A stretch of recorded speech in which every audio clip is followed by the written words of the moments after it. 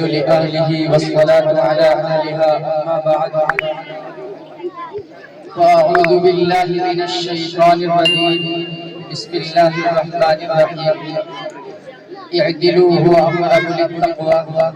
قال النبي صلى الله عليه وسلم إن الله جعل الحق على لسان عمر وقلبه أو كما قال عليه الصلاة والسلام زینت کے خزانے کو الماس کہتے ہیں، زینت کے خزانے کو الماس کہتے ہیں، لگے طلب پانی کی اسے پیاس کہتے ہیں، یوں تو سب کی پیاس بجھاتا ہے دریا، اور جو دریا کی پیاس بجھائے اسے عمر بن خطاب کہتے ہیں۔ انتہائی واجب الاحترام، قابل صد افتخار اور مسند حکمیت پر تشریف فرما حکم صاحبان اور رفقائے انجمن، آج میں آپ حضرات کے ساتھ خلیفہ ثانی و خلیفۃ المسلمین سیدنا فاروق اعظم کے عدل و قضا کے موضوع پر چند گزارشات پیش کرنا چاہتا ہوں۔ اللہ رب العزت سے دعا گو ہے کہ مجھے حق اور سچ کہنے کی توفیق مرحمت فرمائے۔ سامعین محترم، عدل کہتے ہیں برابری کو اور قضا کہتے ہیں فیصلہ کرنے کو۔ اب وہ کون سی عظیم شخصیت تھی کہ جس کے دور خلافت میں سب سے نمایاں اوصاف عدل و قضا تھے؟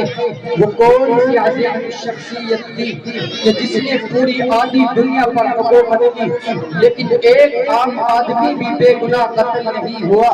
اس دھرتی پہ کسی نے ایسا بادشاہ دیکھا ہی نہیں جو 22 لاکھ مربع میل کا حاکم ہونے کے باوجود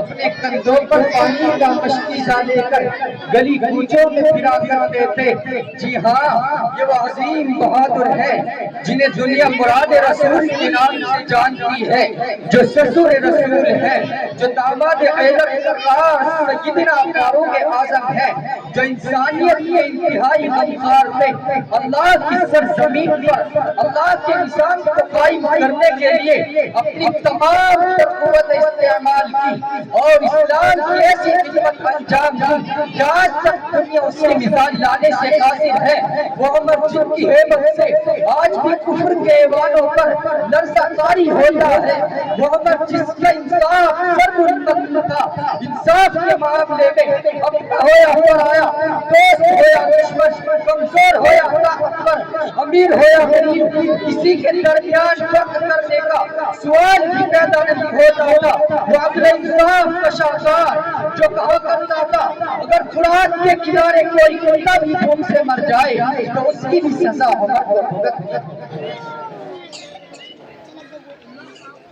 سامعین محترم، اب ہم فاروق اعظم کے عادلانہ فیصلوں کا قرآن و حدیث میں جائزہ لیتے ہیں۔ چنانچہ قرآن کے 18 مقامات حضرت عمر رضی اللہ تعالیٰ عنہ کے عادلانہ فیصلوں کے حق میں ہیں اور 40 احادیث نبویہ عمر رضی اللہ تعالیٰ عنہ کے عادلانہ فیصلوں کے حق میں ہیں۔ وہ عمر جس نے اللہ کے دربار میں حرمت شراب کا مقدمہ دائر کیا، اللہ رب العزت نے قرآن کا حصہ بنا دیا۔ انما الخمر والمیسر والانصاب والازلام رجس من عمل الشیطان،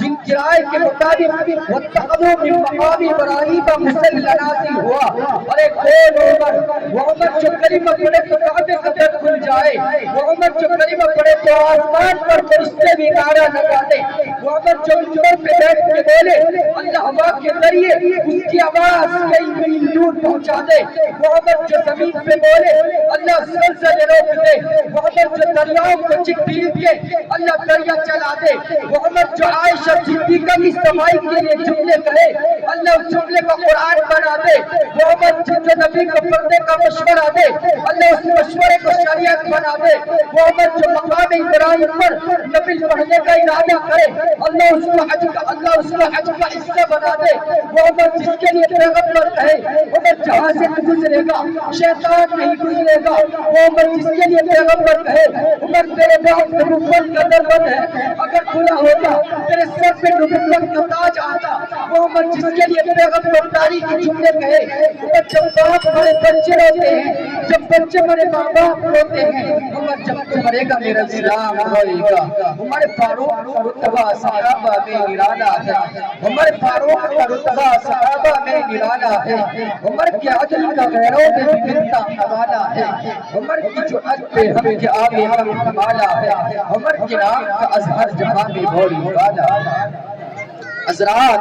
वो आदिल हकमरा जिसके अदल इंसाफ की एक झलक ये भी है कि 22 लाख मुरब्बा मील का बादशाह अपने कंधे पर नौशत रखकर बूढ़ी अम्मा के घर पहुंचा और कह रहा था, अम्मा अल्लाह से मेरी शिकायत न करना, अल्लाहु अकबर कबीरा। ये वो फारूक आज़म जिसके अदल इंसाफ से फैसला करने के चर्चे आज पूरी दुनिया में हो रहे हैं। आज अगर मुल्क को मिल्लत में अदल इंसाफ से फैसला करना चाहते हो तो फारूक आज़म के नक्शा कदम पर चलना होगा।